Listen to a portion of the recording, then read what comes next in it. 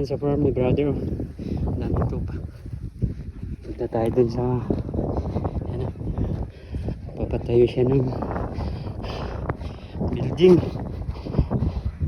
Ayan na.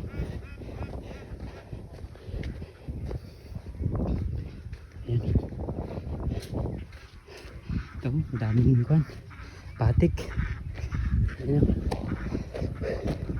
Sarap sa bawan. Ayan na. Yung baboy naman yan. Madami.